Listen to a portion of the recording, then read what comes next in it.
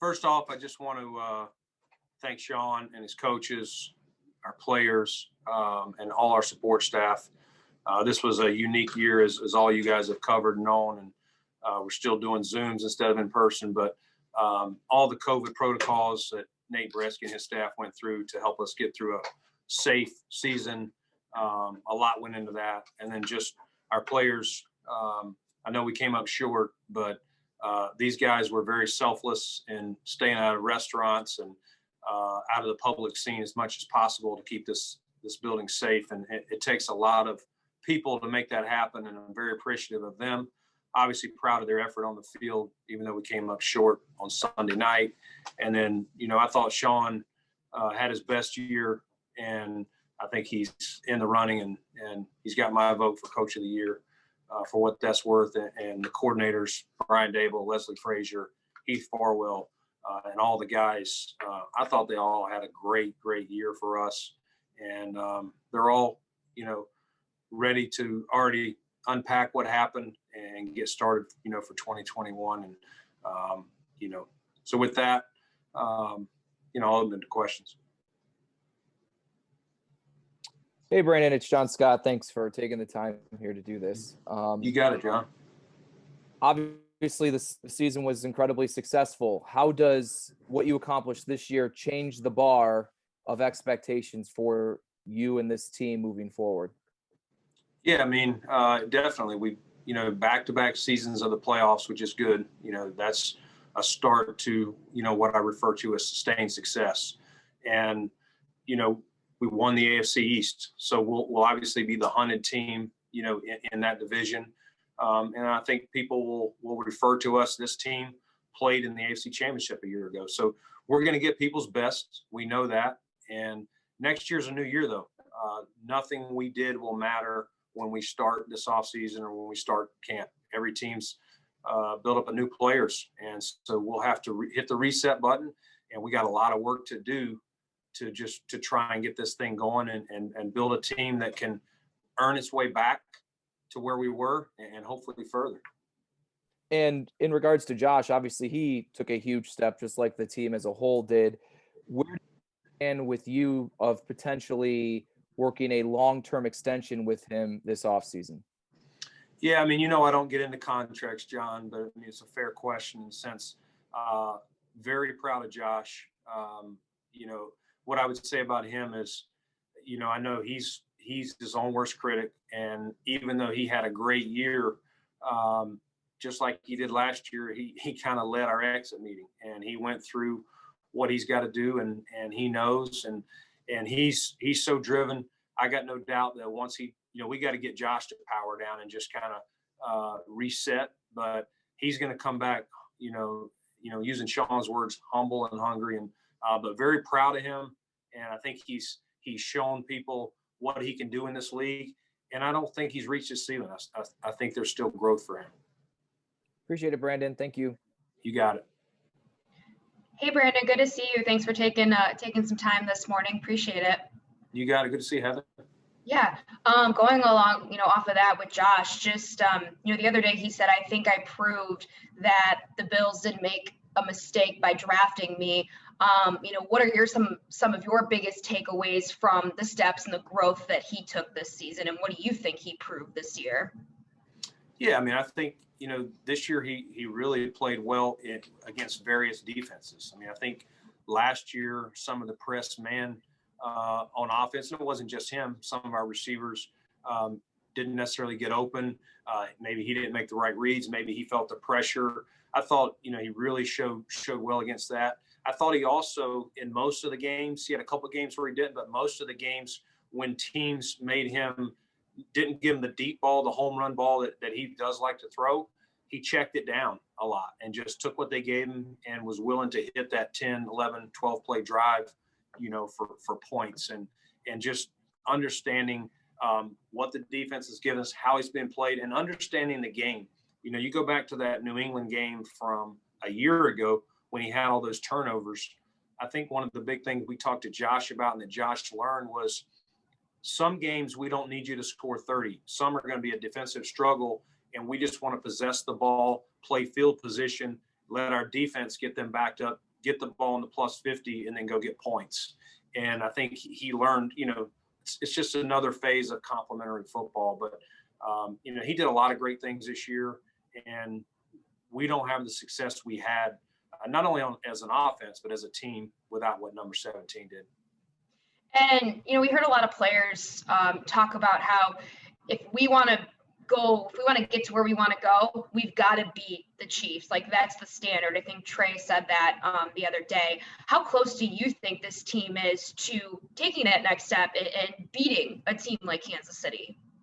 Yeah, I mean, they're the gold standard. This is 3 AFC championships they've been in a row, and now back-to-back Super Bowls. So I think they've shown sustained success, and the current gold standard of the AFC and maybe the league, we'll find out here next week when they play Tampa. But they are, they're the leader in the clubhouse. So you've got to catch them all if you want to get to the Super Bowl. But it'll first start, Heather, with winning the AFC East. We still have to go back to that. You got to win your division. That gives you the best chance. We want to host games here. So it's, I feel fortunate. We hosted 2 games, but now it's like, what we talked to the players, we want to host that last game, that AFC Championship game here, in Orchard Park. And that would be another goal for us this year. But Kansas City is an excellent team. I thought they played a heck of a game the other night, and they were clearly better than us. So we definitely have work to do. Thanks, Brandon. Appreciate it. Enjoy your off season. Thanks. Hey, Brandon, Sal Capaccio, WGR Radio. Good to see you. You too, Sal. I want to ask you the same question I asked Sean yesterday on the heels of Tre'Davious saying he didn't even see his dad since the summer. John Feliciano tweeting he got up for the first time, didn't have a COVID test. Can you give us a little more insight into just how challenging the season was from that perspective for you and your staff to kind of manage everything on top of trying to build a contender? Yeah, it was stressful in the sense of not only during the week, but as you get closer to game day, once we got into the season, and that happened to us. We had a couple of incidents on road games, and we're emptying the building out on days we're trying to leave, and we're doing contact tracing, and these guys are getting interviewed of, was your mask on? How long was the interaction? And some of these were taking 2 and 3+ hours. I know when we flew to Arizona the first time, that was when Josh Norman tested positive. We literally, I was out on a scouting trip, but I was on the phone with the league, and we had players at the airport ready to board the plane that we couldn't let them board until we got clearance for everyone. And I had to call players and Nate Bresky as well and say, you got to go home. Some of the close contacts, I think it was Levi Wallace, Dean Marlowe, and some guys. So Tyler Croft was in a car with him. And it was a learning experience all along. And again, as the stakes were raised, the stress level was raised. I mean, hopefully Josh Allen doesn't get it. Hopefully Steph did. I mean, any of these guys that really, that could impact what we do on offense or defense or whatever. And just you're praying to the good Lord that the guys can avoid it. So with that said, obviously we're all hoping that things change this year, but we do know there's going to be differences in salary cap and all that kind of stuff, whatever direction they've given you with the league. I don't know. And obviously you don't want to get specific as far as contracts, and I'm sure names will come up here, but how much do you think this offseason is going to be way different than if we didn't have all this stuff? You know what I mean? If everything was on projection to be the actual salary cap and all that, how much have you had to kind of change your course and your thinking, knowing that all of these things are going to be different this offseason? Yeah, I mean, that change kind of thinking started last year when we knew there was going to be no fans, and the league, they adjusted, or they said the cap floor will be 175. At that point, we've had to start operating. Now, it's one of those things you wish we knew that a year ago. Maybe we wouldn't have made every move we did.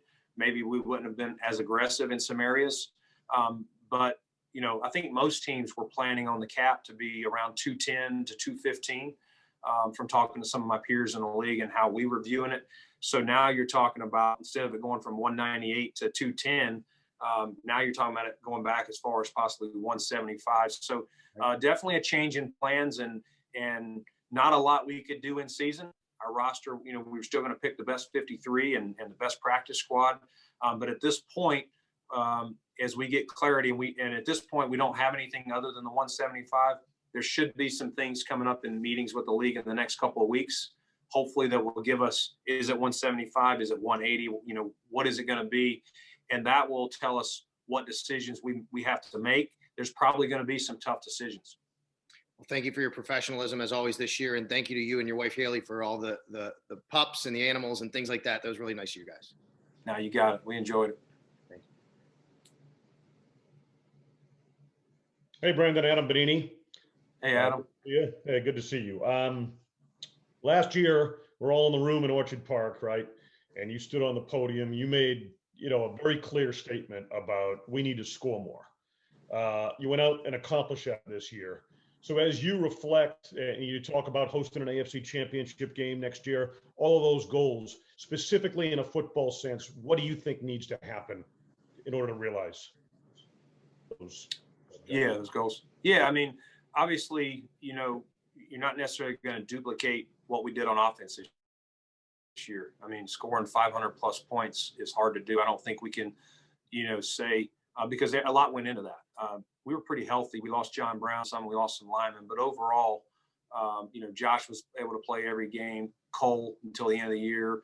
Steph, we had a lot of the main pieces in there, so that always factors. But you'd love to.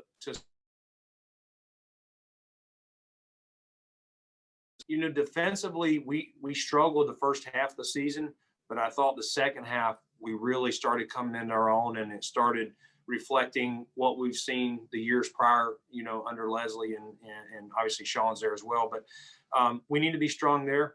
Special teams, Heath Farwell's done a great job, in his second year. I thought he really moved the needle last year, and this year was even better. So we got to stay strong there and maybe come out of the gates a little stronger on defense if possible. Are there steps you have to take specific to, obviously your goal is to win the division and all those things, but to get over the top against Kansas City, what do you think you need? Yeah, I mean, we got to continue. We're going to have to draft well. That's the first off, because what I was talking about with Sal here a minute ago was the salary cap. And this is not going to be a free agency that we can be as aggressive. We've been aggressive with that because we build up the resources, and you can only have so many drafts. At the end of the day, we still want to draft, develop, and sign our own. And we're getting to that point where now we don't have to go out and add pieces from free agency. We got to see how many of the guys that we can retain. We'll fill in here and there some holes, but I would not anticipate any blockbuster moves of, Steph Diggs type or some of the moves we made the year before in free agency. It's really going to be plugging some holes depending on who we lose. And then the onus is on us to really have a strong draft. All right, last thing from me. You mentioned Steph Diggs, and I wanted to ask you about that. So much has been made. You made the move, obviously.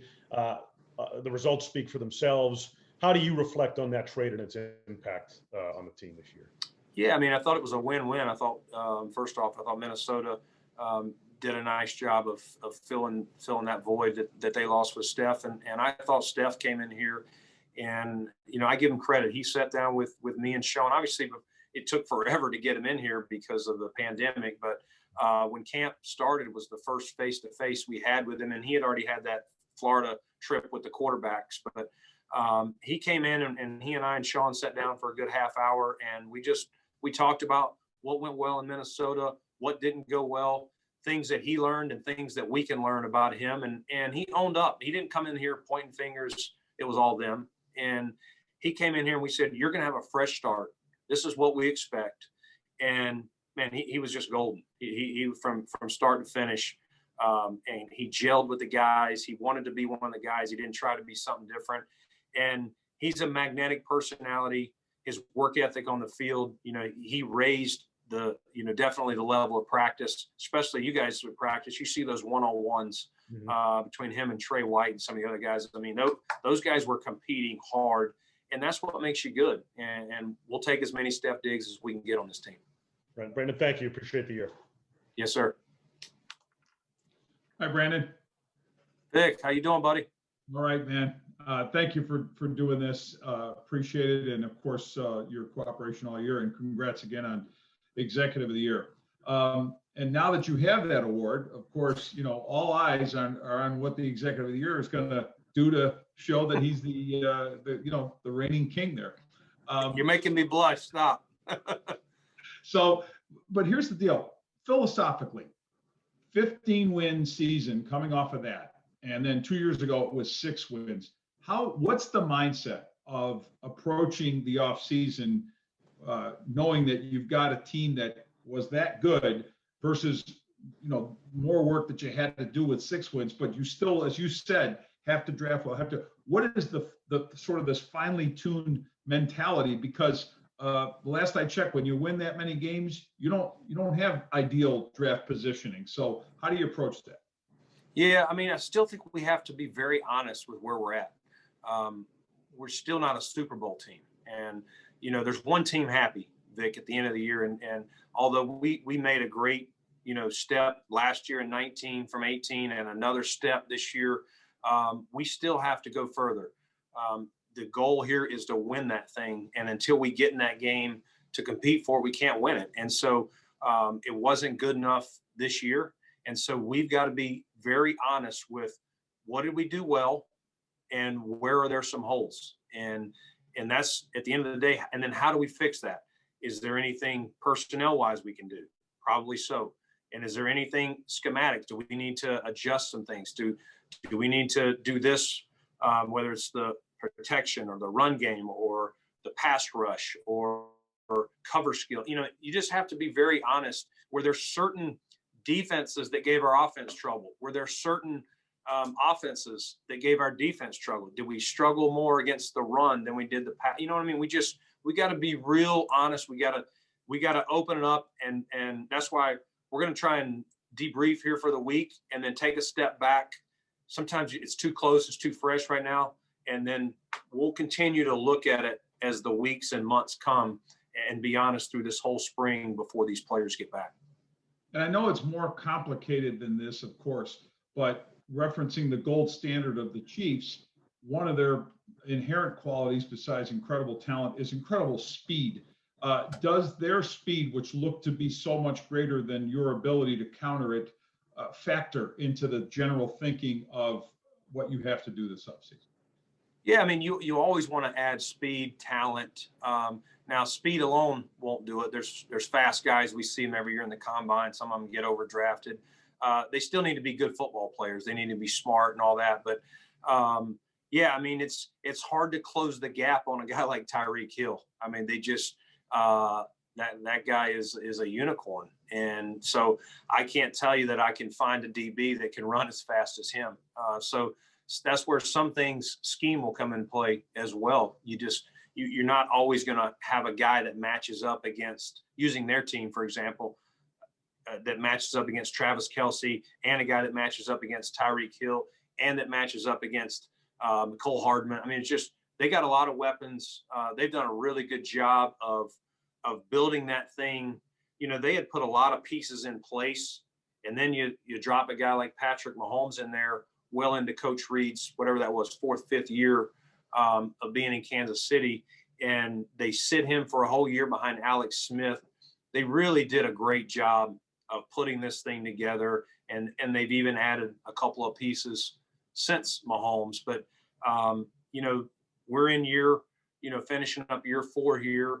I don't know what year they're in, 7, 8, 9, but they've really built a great program and something that, teams like us would want to model.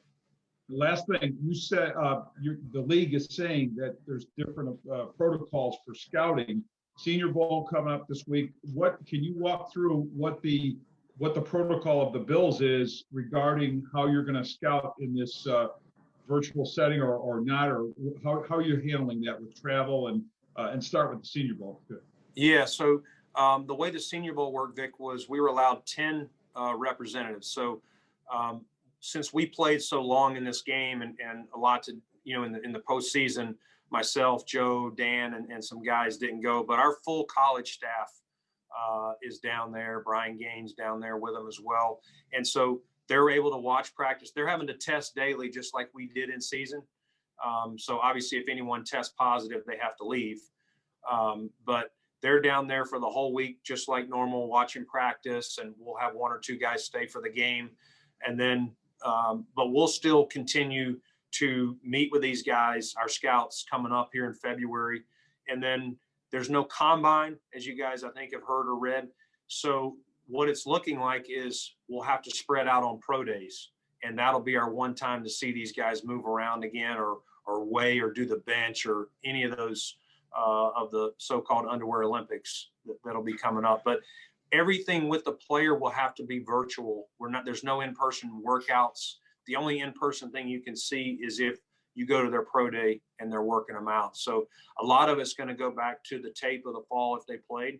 Obviously, some guys didn't play. They opted out, and we'll have to look at the previous year's film. So right now, there's probably more guys on most teams' draft boards just because there's still a date of March 1st that some seniors can go back and if they want to, they have that option to have another year due to the COVID-free years. So it's fluid as we go along, but at least we did a lot of things virtually last year close to the draft. So our scouts are kind of used to it, and we'll manage. You got it, Vic. Good seeing you, buddy. Brandon, John Warrow, how you doing? Hey, John. Good to see you, buddy. Good seeing you. I'm going to try to keep it quick into two questions, lots of hands up, but I'm paraphrasing you from last year, but you said a team's deficiencies in the season, you're usually exposed come the playoffs and in the playoffs loss, which is where you arrived to get to the need to score points. What did you see from the defense, perhaps from the early part of the season, maybe catching up to it in that loss to Kansas City? And what priorities, are there something that you can emphasize as opposed to scoring points this time around going into this offseason that you need to that you would like to focus on? Yeah, you're spot on, John. Your last game, if you make the playoffs, barring something crazy happening with some wild turnovers or something, generally will tell you where you're short, if you don't win at all. And I think, maybe a little bit more balance of the run game. And I'm not talking, when I say balance, I'm not saying run it 20 times, throw it 20 times. I'm just saying the ability to run it when you have to. Maybe they've got great pass rushers, a team you're playing, and you want to slow them down. So you run it or you screen them or whatever. So just some things like that will help our offense. And because you're not always going to be able to, track meet everybody up and down the field. Weather can play an element, even heading to that Baltimore game, the weather was looking a little bit iffy. Obviously it was still the wind. But if you add snow, rain to that, it would not be conducive to passing. So we've got to make sure that we can handle any of the elements if we want to host games, here in January. And then, defense, we had a lot of changes on the D-line last year, including the coaching staff, with Eric Washington and Jock Cesare. And I thought they did a really good job of figuring out this group and getting them going. It was a slow start, but I thought the second half of the year, they really started affecting the quarterback and affecting the whole defensive to a positive nature. But, our run defense wasn't always the greatest. I think we lost a little bit of beef inside. We lost Jordan to free agency, but when that happened, we're thinking Starr's coming back, and then Starr opted out. And I think we all saw, I know he's not a 10 sack guy and things like that, but what he provides, not only the run game, but just the ability for our linebackers to roam free, I think took those guys a little time. So again, those are the things that we got to look at affecting the quarterback, how we do that, whether it's the pass defense or the pass rush. Those are things that we probably didn't do enough the other night against Mahomes. And my last thing is on the run game. A lot of people are just blaming Devin Singletary or the loss of Zach Moss. How do you look at that whole picture, including the offensive line, when it comes to needing to make some improvements there and knowing that you might be a little handcuffed when it comes to this offseason, as you mentioned?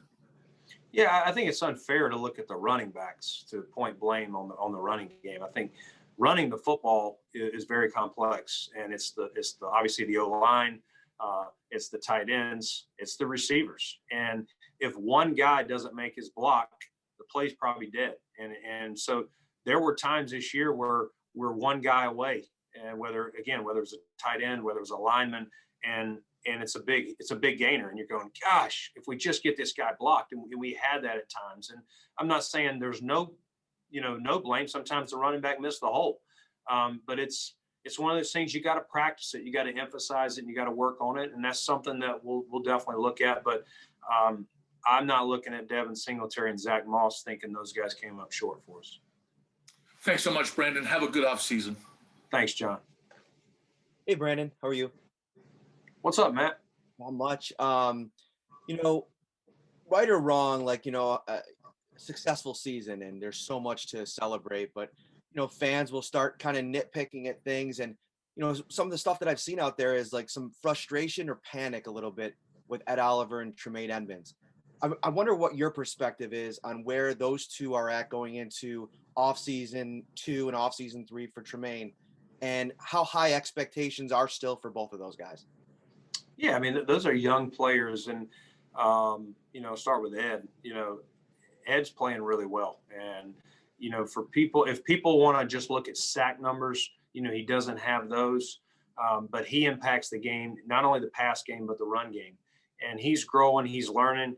But at the end of the day, the sacks will come, I think, as he continues to learn the game and learning how people are playing him and blocking him. Ed faces a lot of doubles too, so it's not the easiest road for him, but I thought he definitely took a step up from year 1 to year 2. He might have started slow this year, but I thought, 3/4 of the year, he played really well and helped our defense. And Tremaine, I think Tremaine's, in fairness to him, I think when he banged his shoulder up that first game, he got back out there. I think it took him a while. I think it was his first injury to play with. I think he struggled with it, but I thought he played, overall solid down the stretch. Are there more plays out there? That probably so. But he makes the Pro Bowl. I think that's legit. I think he's respected by his peers. I think sometimes in your own fan base or your own house, sometimes you can be more critical of your own than seeing how they compare across the league. But Tremaine's 22 years old. He's a young player.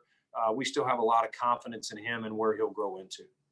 And, obviously the offseason is going to play out the way that it is, but I'm wondering, as you've had a chance to look back on the season, and, there was some continuity built on the interior of the offensive line throughout the second half of the season into the playoffs. How did the bookends really got a lot of the headlines, and deservedly so? They played really well. How did you feel like Mitch Morse leading the way, that interior played between the three of them?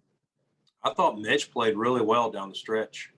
In his communication was really good with the guys, from my understanding. That's an important piece. Obviously, you got to have the athletic ability and the physical skill set to play center, but you're not seeing errant snaps. You look at the Baltimore game, they had some errant snaps. Like, that was a very windy game. I thought Mitch played well. We didn't use Mitch as much. Mitch is more of an athletic center than a power center. In years past or last season, we probably used him on the pin and pull plays a little bit more than we did this year. Just every year is kind of a new year, and you kind of get in a groove of what's working, what's not. But Mitch is never going to be a guy that's going to mow, a nose tackle 3 yards down the field. But at the end of the day, I thought he played well overall this season, and especially the second half of the season, I thought he did. And then, did you mention another name? I can't remember. Yeah, just a little bit Ike Bucker, just because, Wyatt Teller had such a great season, and obviously you can never tell the future with that. But you got a young player like Ike Bucker who is going to face some challenges, next season with the competition that you guys always provide. Yeah, I mean, Ike did a really good job. I thought he came in there, and the previous season he played in that last game against the Jets at center, and it was probably an unfair thing. Ike's not a natural center, but we like guys with versatility, and he'll do anything. If you told Ike to go play tight end, he'd do it, and he wouldn't flinch. And so he probably didn't play his best game against the Jets that week at center. There was some snaps and some other things. But this year we tried to say, let's just focus in on guard more than anything. Obviously emergency center. But I thought once he got in a groove, he played better and better. And I thought he and Dion meshed well, with the games that they can go on. And I thought he provided comfort to Mitch as well, just helping settle things down with the calls up front. So for a young player to get thrown in late in the year like that with limited experience, I was very pleased. Thanks, Brandon. You got it, Matt. Hey, Brandon, Sal Majorano over in Rochester. How you doing, Sal? I am good. about 8 things I would have asked you have already been asked, but I guess I can ask you this. Defensive line was one area you really made a lot of changes between last year and this year. Could you kind of give us a general overview of how you thought those guys did as a group? And then second part, specifically break out Epinesa and what you saw in him.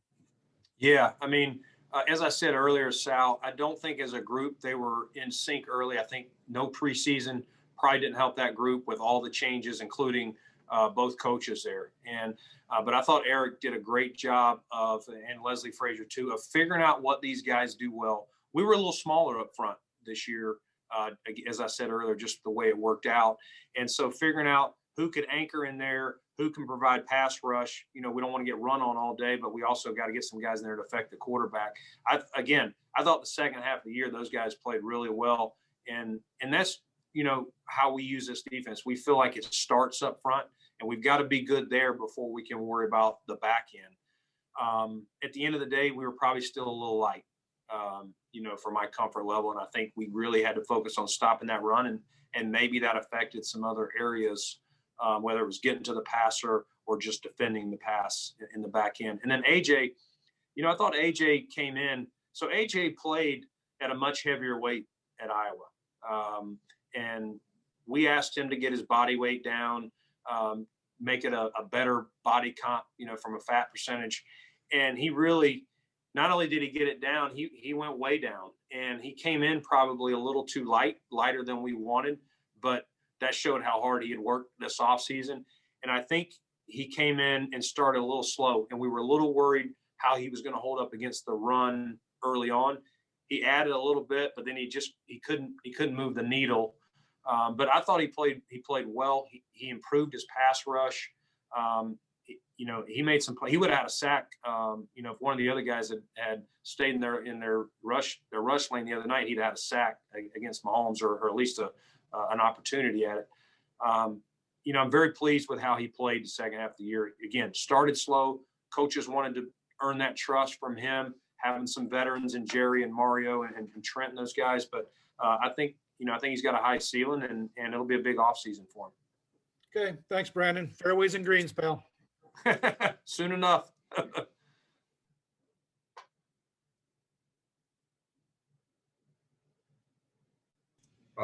Thad, you can go ahead.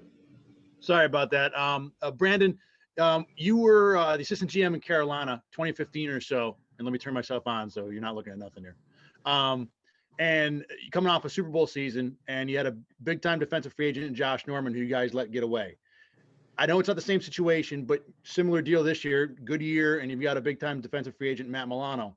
Do you learn anything? Can you learn anything from what happened that offseason in Carolina that you can apply this year going forward with Milano and this team?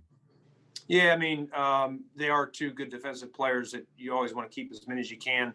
That was a unique situation with Josh, without getting into specifics of what happened there.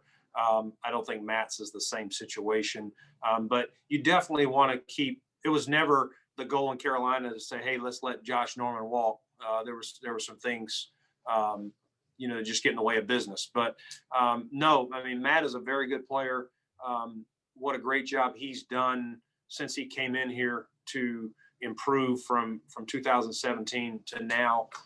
You know, his biggest thing is being able to play 16 games. You know, that'd be the first thing he'll tell you. It's just there. And so it's finding that balance. But you know, we'd love to be able to get Matt back. He knows that. I've shared that with him. I'm sure Sean has as well. The business side matters. You know, he wants to, and he's earned the right to go to free agency and see what his market bears. But, you know, we'll do our best to retain him and as many guys as we can. We just, again, I don't even know the numbers yet and what it's going to be. But there's going to be some tough decisions, unfortunately, for us, whether it's letting guys go on this roster or having to watch guys leave. Sean talked yesterday about the disease of me and worrying about that with this team going forward. Is there such thing as the disease of I'm executive of a year and therefore everything I touch is going to turn to gold? And you got to kind of, you know, maybe humble yourself a little bit too? But please not. I hope not. I got plenty of people to humble me. My kids do it better than anybody, though. I can promise you that. But, you know, that whole award, that's a team award to a lot of people. And obviously Joe Shane, Dan Morgan, and all of our scouts, and then just the whole front office and Sean and his staff too. results on the field lead to that. You know, I know they put my name on it, but I don't look at it that way at all. Cool, Brandon. Thanks. Appreciate it. Appreciate it. Hey, Brandon, Josh Reed here. How are you? What's up, Josh? Not much. You know, you just mentioned a little bit there, the staffs, whether it's coaching staff or your staff. Any update on Leslie Frazier? I know he's one of the guys in the running for maybe the Houston Texans job. And do you feel like you dodged a little bit of a bullet because obviously people were after Brian Dable and, you know, guys off of your staff? Yeah, I mean, it's a catch-22. You want guys to have opportunities. That means we're having success. That's the way the industry works. Selfishly, you want them to stay, but you always, if it's the right opportunity for them, you want to high-five them and say, "Great job, man! You just hit a career goal," whether it's a GM or a head coach or whatever. So we're happy to have any of these guys back that you know, that didn't land one of those jobs. And Leslie's situation, again, would be very happy for him. He's so deserving of this opportunity. No news, haven't heard anything from Houston where that stands at this point. So we're kind of in a wait and see approach. Gabriel Davis, finally for me. Gabriel Davis seemed to have a really good rookie year. I'm assuming you don't see ceiling yet. At some point, do you think he is a top 2 receiver on the team? Yeah, I mean, I don't want to put that on him, but I think at the end of the day, I don't think Gabe is near his ceiling. I thought really the second half of the year he had played so much for, especially when Smoke went down, that I didn't even think of him as a rookie by the time we got to December. I mean, it's just he's so smart. And if Diggs went out of the game, even if Cole went out of the game, they could put him in there and play a different version of a bigger slot. He knows all the spots, and I think that's only going to help him going forward. You know, he'll have to continue to work on some things as a young player, but he made some big time catches. I think he had like 3 or 4 touchdowns called back on illegal formations, just plays that should have been touchdowns, didn't impact the game. He'd have had about 10 or 11, but really solid rookie year, especially for a guy who had no offseason with us, who had to come in. First time we saw him, you know, was August basically. Thanks, Brandon. Appreciate your time. Have a good offseason. Thanks. You too, Josh. Hey, Brandon, you've touched on a few of the rookies here, but could you evaluate the class as a whole and maybe how going through the draft during a pandemic and meetings virtually can help you this season, not really knowing how the draft or other things will unfold with no scouting combine? Yeah, I mean, it was my first draft in my socks. So hopefully I won't have to do that again. But if I do, we'll do it in my socks again. But no, you know, obviously we had traded the 1 for Diggs. So that was kind of our first rounder. But AJ, I talked about him a little earlier, you know, started slow. We'll get his weight and strength right next year. I think he'll start even faster and kind of where he left off. And then, you know, I thought Moss did a really good job and showed he could run physical. That Pittsburgh game, you know, I think we ran out 7+ minutes on the clock, and he had some big, strong runs for us, made some good catches out of the backfield for us. And, you know, him and Devin, it was kind of the hot hand at times who went, but we felt either one of those guys could start for us and play most of the game. It was next Gabe. I just talked about him. Really, really good rookie year. Jake Fromm had the most unnormal year a player could ever have to come in here and be the COVID quarantine quarterback.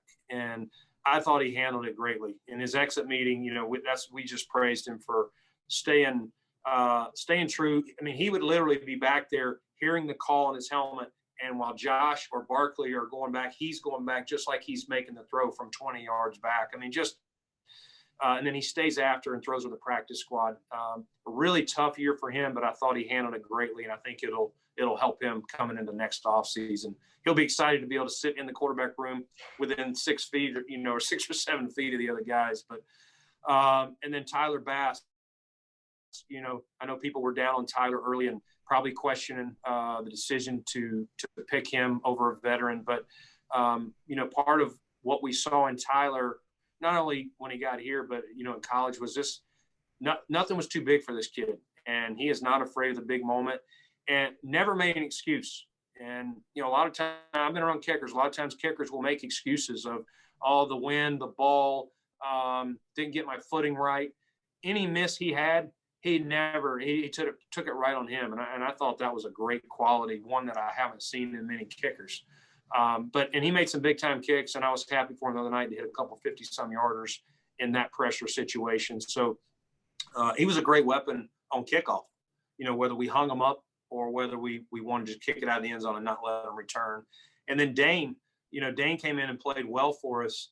And if we had had more opportunities to get him up with the roster maneuver to be able to take a practice squad up, we used his up pretty quick. And we even had him as an emergency guy in the playoffs a couple of times. He really showed it wasn't too big for him, and he'll have every opportunity next year to not only win a spot, but we'll see, who starts opposite Trey.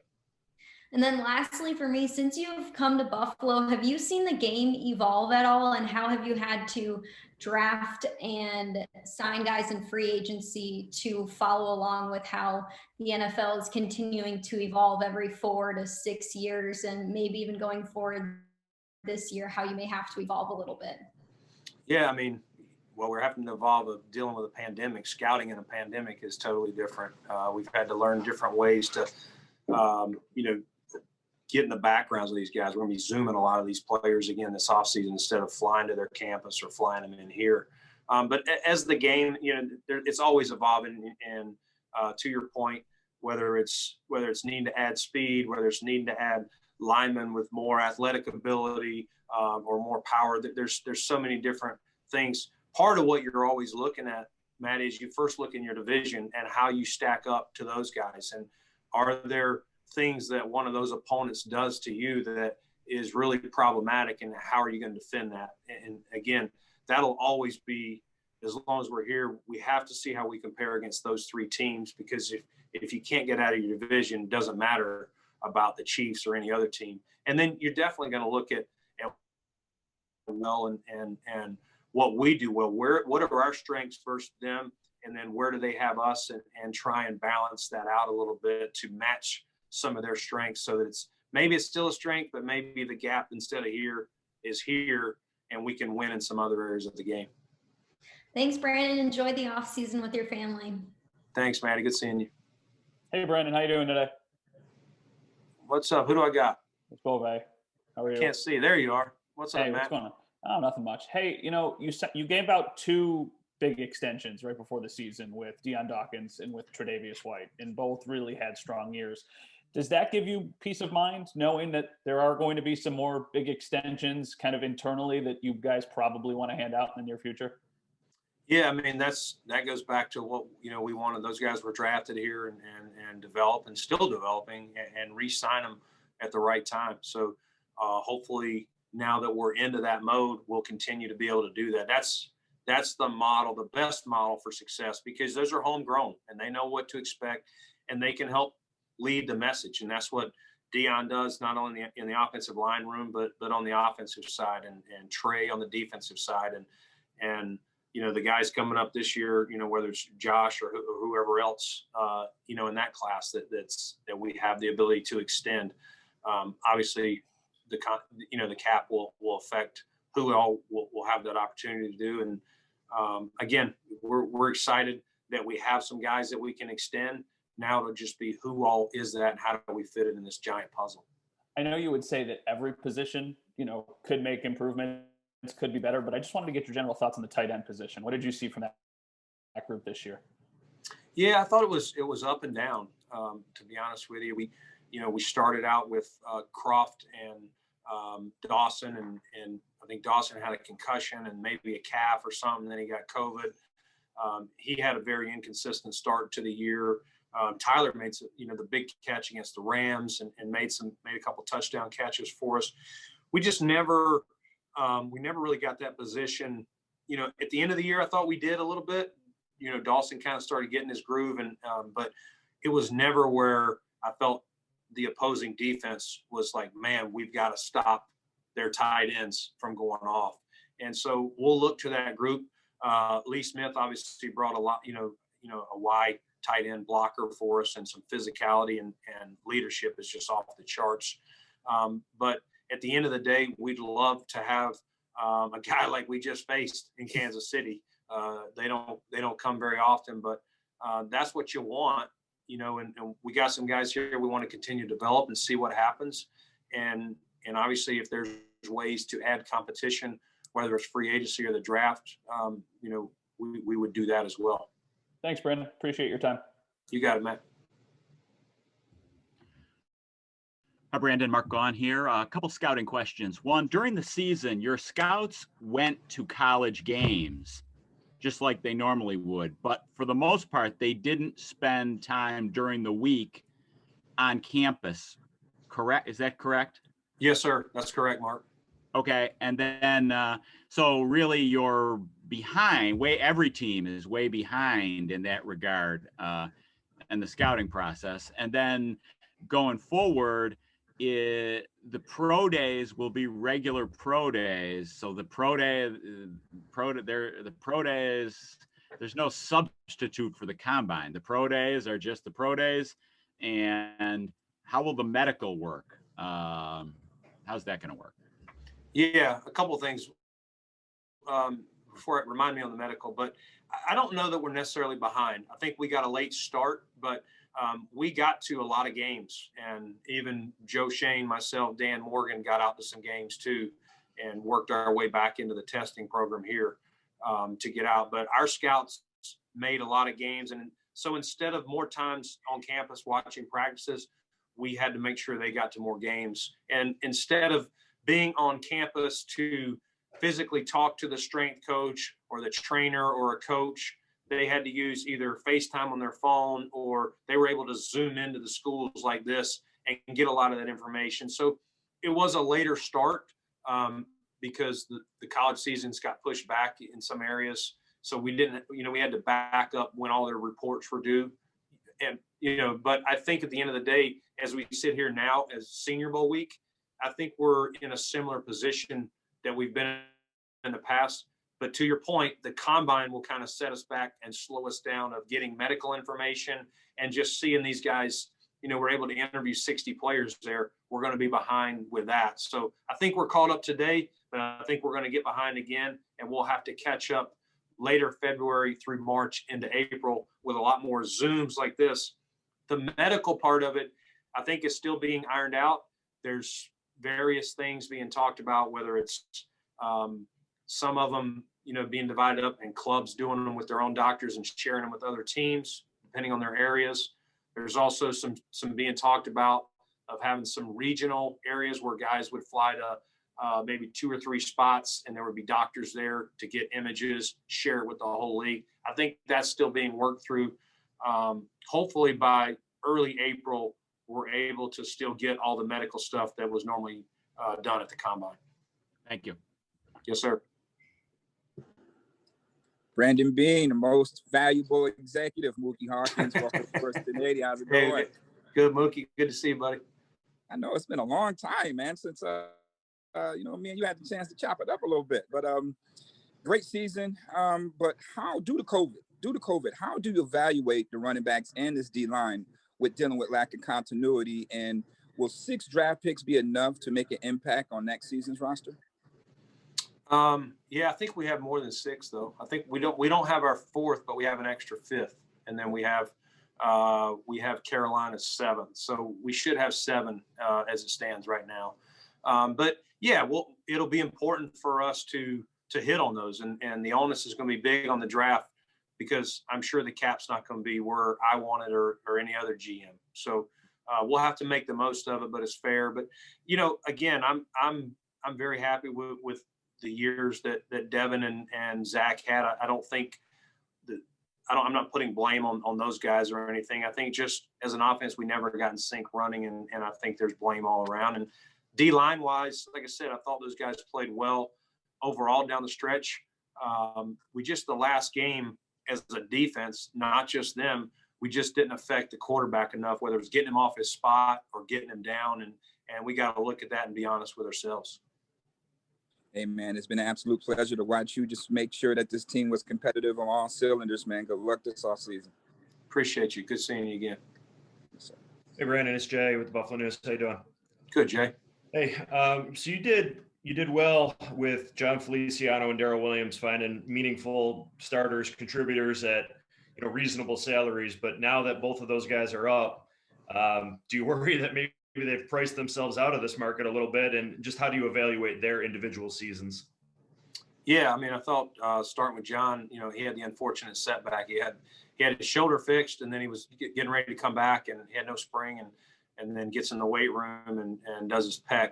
But I thought he came back really fast, which was a testament to him. That thing could last another 3 or 4 weeks, according to the doctors. So kudos to him and our medical staff getting him back. And I thought he got his groove. He had to play some center too because Mitch went out, and we were out a game and a half. I think without Mitch, but John's a great communicator. He stepped right in. That's what you love, his versatility, his toughness. I thought overall he did some good things. Was he perfect? No, but none of our guys were. And I thought Daryl, when we signed Daryl, obviously I was very familiar. We drafted him in Carolina and who he was. He's a very steady Eddie personality. And I thought he brought a calmness to our line. Quite honestly, when we signed him, I thought his best shot might be at guard than tackle. But once John went down, we decided, to give Cody a shot there and start him at right tackle. And we were going to flip him around, but the more we were watching him practice, he just seemed really confident over there at right tackle. And his 2017 year, he was a second team All-Pro at right tackle. So I knew he could do it. He had just had that bad knee injury, which had set him back a little bit. So it was good to see him back to playing like he did probably 3 or 4 years ago. And I thought he was steady all season long and was a nice piece for us.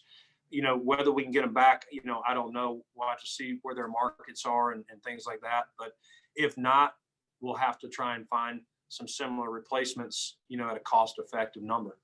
Okay. And then 2 other guys, Matt Barkley, I know, you didn't have to use him a lot, which you quite frankly hope for at that position because it means Josh is staying healthy and playing well. But I know he brings a lot to your roster, just in terms of his relationship with Josh, that kind of thing. So where do you stand with him? And then also John Brown, he's 30, I think maybe 31 now. Injuries this year a little bit. He had kind of a weird year where some games targeted a lot, then other games really not a lot of production. Just how do you evaluate John's season and Matt's season? Yeah, you're spot on with Matt. I mean, what a selfless guy. And just he's, some guys are the backup and they're itching to play. Matt's a competitor. He wants to play, but his first thing every day he walks in this door is to help Josh Allen be the best version of himself. And that's why it's been so great to have him. Again, without getting the contracts, we'll see, but very appreciative of Matt and even his wife, Brittany, does a great job with helping wives connect. And it's big for our team culture. And so the Barkleys have been a big blessing to the Buffalo Bills. And, we'll see the business side where that ends up. But John Brown. So John, what a year he had last year. And then this year we thought adding Diggs was really going to even help him more. And I think he started off fast, and especially that Miami game. But then he obviously had the injuries, and I just felt like he never got in a groove. Once he got hurt, he missed some games, the Tennessee and Kansas City maybe. And we never seemed to get back in sync with him. And I don't think it's anything with him. He worked hard to come back. He's a great, great young man. So we'll see where that goes. But I don't think it was on him. I just think he missed so much time. Gabe started playing. Diggs, it's hard. You kind of get in a rhythm of those guys, and then just dropping them back in, 4 or 5 weeks later. I just felt like we never got in sync with all of them back out there. But, we'll figure that out this offseason. Thanks, Brandon. Enjoy the offseason, man. Thanks, Jay. Hi, Brandon. Matt Fairburn here. What's up, Matt? Nothing much. I'm curious how you and Sean navigated some what I imagine were kind of tough conversations, tough decisions this year in regards to thinking specifically about guys like Trent, Harrison Phillips, who are healthy scratches at times, and guys you've invested in, whether it's draft picks or salary cap space. Even Mitch Morse had a game where he was healthy but didn't play. How did you guys navigate those conversations as they get tougher when you're in this stage of a rebuild? Yeah, I mean, it's hard, but I think you have to be honest and open. And whether it's, hey, I think we need to give this guy behind you a shot to see what he can do. We feel like maybe there's, he could give us more right now for whatever reason, whether it's the limited reps in another game or whether it's practice. Harrison's case, he was coming off the ACL. We just didn't feel like he still needed some more time, and he didn't want it, but just, sometimes you got to look out for them. And, in Trent's case, there's some young guys there that, and special teams plays into it as well. Daryl is a big factor for Heath in that group. And, we focus probably more than some teams on special teams here. So that factored, as well. Trent's probably, still had more to give as a DN, but Daryl was growing and we wanted him to get those reps, but just being able to play on fourth down, for what 92 would do, helped us. And then who was Mitch? Yeah, Mitch, he had the concussion. We know he's had his past. And so we got that run game going, that Patriot game, when he went out. And it was just like, you know what, man, we ran the ball so well. Let's just, let's let Mitch make sure he's good. And it really wasn't anything on his play or anything like that. It was just the hot hand type of thing. But I think you have to be very honest with guys, and they're not always going to like it with it. But I think if you ask those guys, I think they'll at least respect it. And I know a lot of attention will get paid to, the free agents you have coming up this year. Micah Hyde's entering the final year of his deal next year. Just curious how much you think he has left in the tank as he enters his 30s. Yeah, I mean, I didn't see any drop off from Micah this year. So I can't say I think he's declining or anything like that. I'm a big fan of Micah Hyde and just the field, but in our building, you guys feel, one of the most positive personalities to be around, and just a super competitive guy. You wouldn't feel that on him when you're just talking to him in an interview. He probably doesn't feel competitive in a one-on-one conversation, but when he's on that field, he's one of the most competitive guys, and that's what you love about him. I think he still definitely will play for years in this league if he wants to. Thanks, Brandon. Have a good offseason. Thanks, Matt. Hey, Brandon, it's Marcel. How you doing, man? What's up, Marcel? Hanging in there. I know you've been asked a lot about Kansas City, so I'm sorry for bringing it back up, but just wanted to get this kind of specific question out the way. How much of this offseason is going to be focused on, I guess, matching Kansas City or building your roster to beat specifically Kansas City versus keeping the identity that you have tried to build here over the past few years? Like, how much does that identity try to change now that I think you've got a new kind of adversary to tackle? Yeah, I still think it goes back. We got to win our division. So we can't all of a sudden put our eyes on Kansas City and forget about New England, Miami, and the Jets. And so it always starts there. But, yeah, we're definitely going to look at this game and this team and what are the things that they do well and how do we overcome it. And we're not going to change our identity. It's just trying to add and make some things on our side that maybe they're not overly weak, but we can make them stronger. And if there's some areas that are really weak, we definitely have to make a move to make them stronger so that we're ready should we get that opportunity to play them, not only in the regular season, we play Kansas City, but, in the postseason, if we're lucky enough to make it. But again, we do need to worry about Kansas City. I think everybody in the AFC is definitely watching them, but you still have to win the division. We got to win the AFC East first. Makes sense. And you mentioned that you had this kind of sinking feeling after the Houston game last year. Do you get a similar feeling after Sunday's loss? Do you have a similar feeling after Sunday's loss, or how is it? What is going through your mind, on that flight home and in the day since? Yeah, it's very painful, and it's the further you go, probably the more it hurts because you're that close. You're walking into that game knowing you're 60 minutes away from an opportunity to win it all.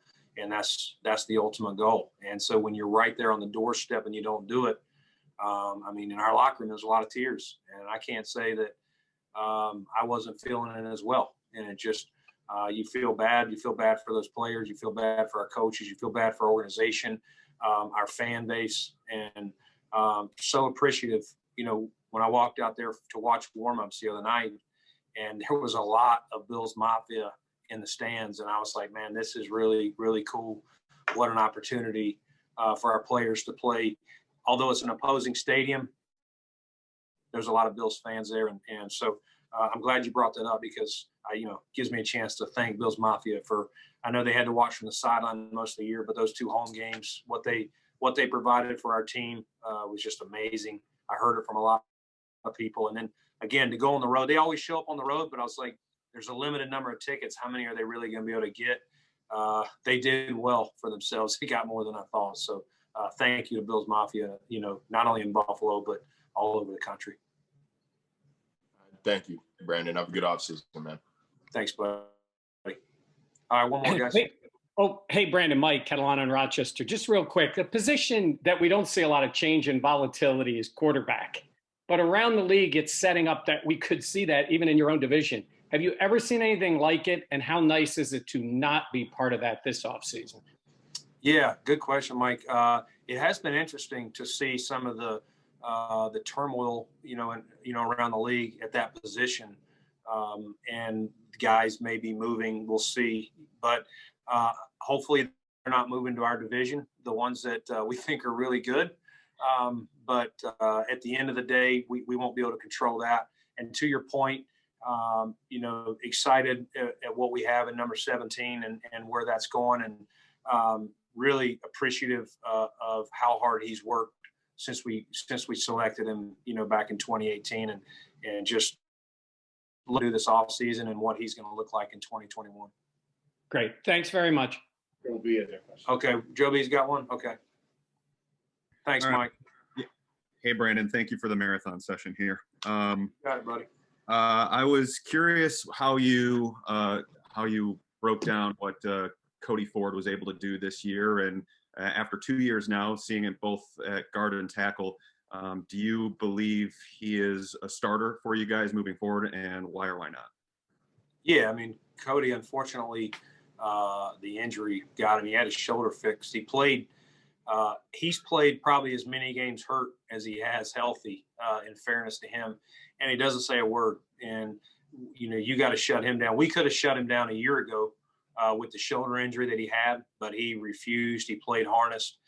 And I think that's one of the things that gets lost when the so-called evaluators out there are evaluating these guys. Not everyone has all the details of what they're dealing with, even if it's listed as shoulder or knee or whatever. Cody played a good portion of his rookie year with a shoulder that needed a 6-month recovery, from operation. And then this year, he's already had 2 surgeries since he was injured, and we had to put him on IR. So he's a young player still. I think he showed some, that he can handle either guard. We had to move him into both spots when John went down.